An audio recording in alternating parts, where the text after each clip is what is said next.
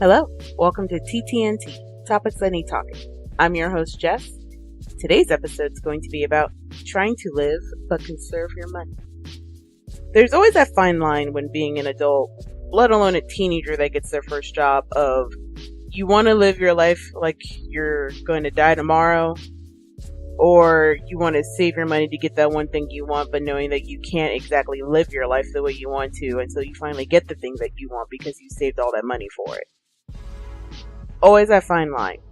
Being a teenager, you kind of come into that line a bit more with the, oh, I really want this thing, but it costs a lot of money. While I'm working, well, as long as I don't spend this money on like fast food or going out to eat with your friends too often or indulging on the shopping spree, I can afford this in no time, and then I can just kind of go back to my usual spending.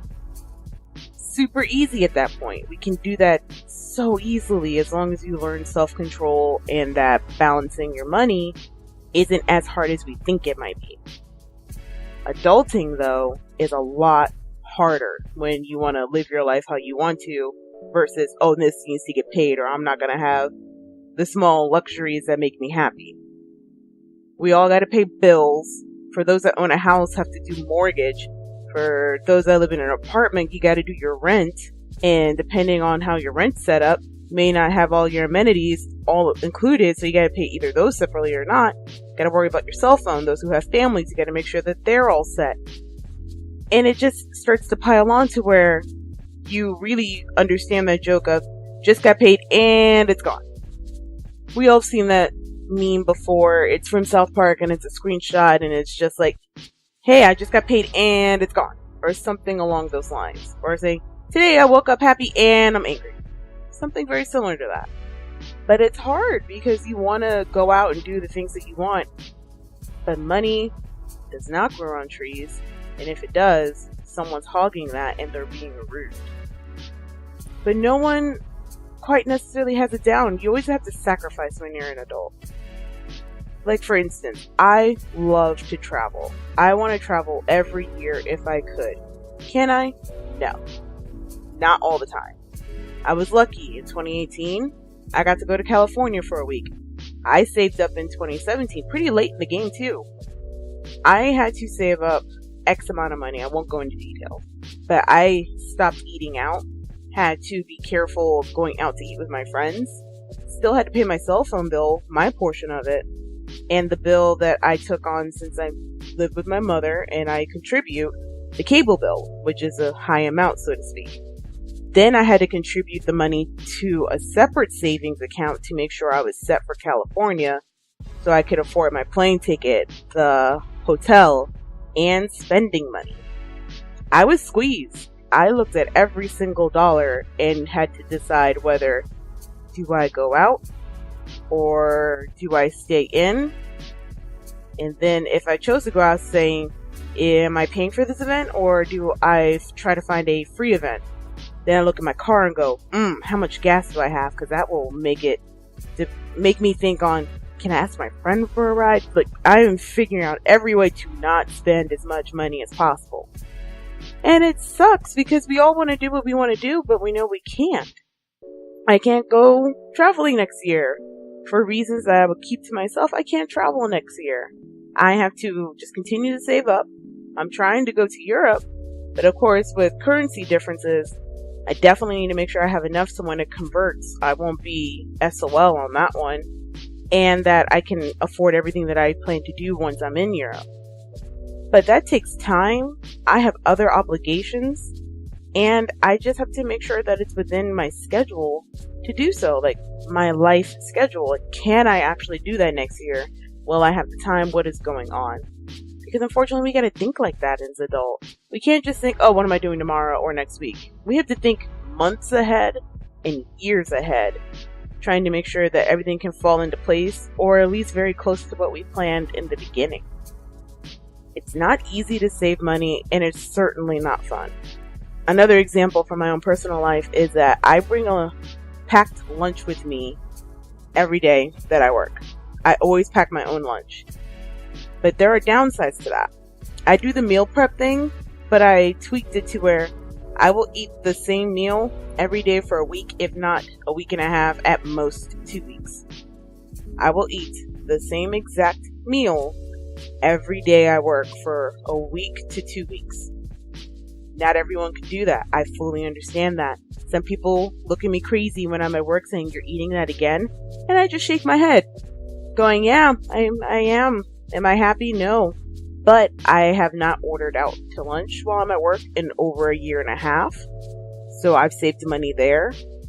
I stopped eating when I get home because I work nights. So I try to be healthy on the fact that I don't eat once I'm home because it's late for starters. It's not good for me. And it was costing me a pretty penny to do that almost every night.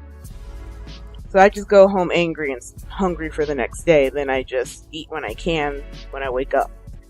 Then on the days that I'm off, I allow myself to order out.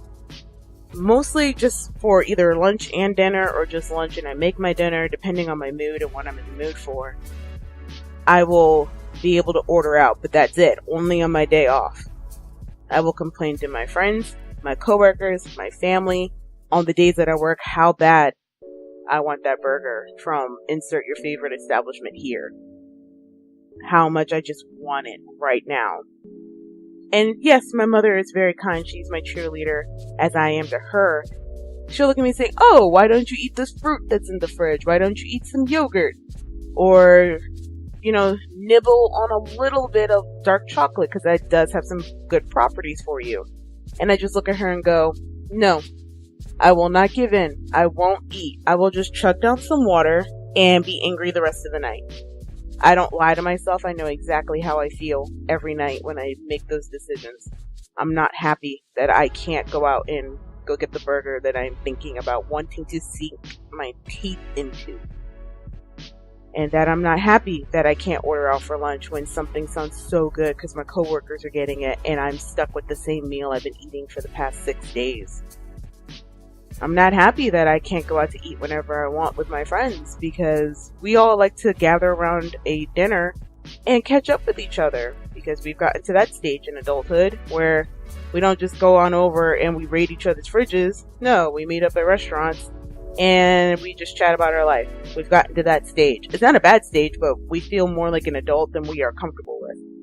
Then we talk about the plans that we have for the future and how we are stretching that dollar again. Alright guys, you can maybe see me once a month if you want to do this by going out to eat and everything. But I'm saving up for this trip that I have been dreaming about for years and I'm finally making it happen. Of course we cheer them on, sometimes we forget and we still invite them, but that's okay because they know we have no ill intent behind it. It doesn't make it easier though, but it does make it worth it. Your means justify the ends perfectly in this situation. Yes, in the moment it sucks. It sucks so bad to not be able to do what you're used to or what was in your routine. But when you finally go on that trip that you want to, or when you buy that product that you've been dreaming of, or paying off that bill, or just getting ahead of the game with your own personal finances, it's such an exhilarating feeling.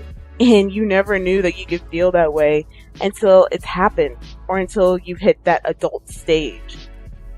And as you've noticed, I always call it adulting or the adulthood and stuff like that. I treat it like a game because sometimes you gotta make your own rules and play by them and stick with them. There's no cheating. Sure, you can cheat here and there if you can and it won't hurt you in the long run. But not all the time. Adulthood, never easy, as I have always stated in each episode that it's never easy and it will never get any easier as you get older. All I can say is that the rules become secondhand to you. You don't think about it as hard. You just know what to do and you keep it moving. You've learned your lesson from your past mistakes and you know to let things go. Instead of holding on to them, I have that horrible habit. I hold on to something that makes me sad or angry for a long time. I'm not talking hours. I'm not talking days. Not even talking weeks. I can hold on to painful or sad feelings for months or years. Especially in high school, I could do that very easily. I would just bottle it and hold on to it. Now I've learned That's not healthy. Let it go. Take a deep breath. Exhale. Let it go. Express your feelings in the moment. Do not bottle it for later. And just keep it moving. But trying to live yet conserve can be a tricky slope for anyone. Especially when it's so drastic and so sudden instead of easing yourself into it. When I was trying to go to California, I had just decided on it mentally. I just looked at my mom and said, I'm going to California in June. I had told her this in October, November of 2017 for June 2018. And she looked at me and said, all right, how are you going to do that? And I said, I'm just going to cut a lot of stuff and hope for the best. Actually, no, it wasn't October, November. It was June, July of 2017 for June 2018. I just decided, so I did. I was cutting a lot of spending out. I was moving money into a separate account that I had explicitly labeled my travel account and that I would never touch until it was time for the trip. I would go home angry to my mom because I couldn't eat at night anymore, though I had stopped doing that for my own health benefits. I had to look at my friends and told them, hey, we got to do a lot of free things for me, in which they were also fine with due to their own financial situations, because they understood. Thankfully, with me and my friends, we always understand the other's point of view, or we're willing to listen on why we are suddenly doing this. And we just support each other if we believe it's a good idea, or we will offer advice that was never asked for, as we put it, or as I put it to them, and speak our mind about something to either have it better explained or to just offer a viewpoint that they didn't see. And so we would find free events to go to, or we would go to stuff that was just walk around outdoors, just get us out the house and just relax and catch up that way. Friends would pay for me for certain things if I was just low on money that time or that month. I would be extremely thankful, but try to convince them, no, you don't need to. It's okay. I can just go home and eat. We don't have to worry about this. But they look at me and go, no, we're eating here because I want to have dinner with you here. I will pay for it. It's totally fine. And never hold it over my head. They just have my back that day. And I'm always thankful for when we can do that for each other and we never hold it against the other and say, okay, next time, you got to pay for me. No, it's no, I got you. And we just do it out of the kindness of our hearts because we love each other and we're family. But to conserve is a journey that only you and you alone can go on. You can always look up tips and tricks on how to get started or what others are doing and adapt it into your own style. But it doesn't mean it will be easy. Doesn't mean you'll always succeed each week, let alone each month. You're going to fall. You're going to fail here and there. You're going to give in to your wants if you see something that you just genuinely want or need to have. And that's fine. Don't hold it against yourself. You only live once and you're only young once. So why not just enjoy it in the time and just keep trying the next day or the next hour? Don't hold it against yourself.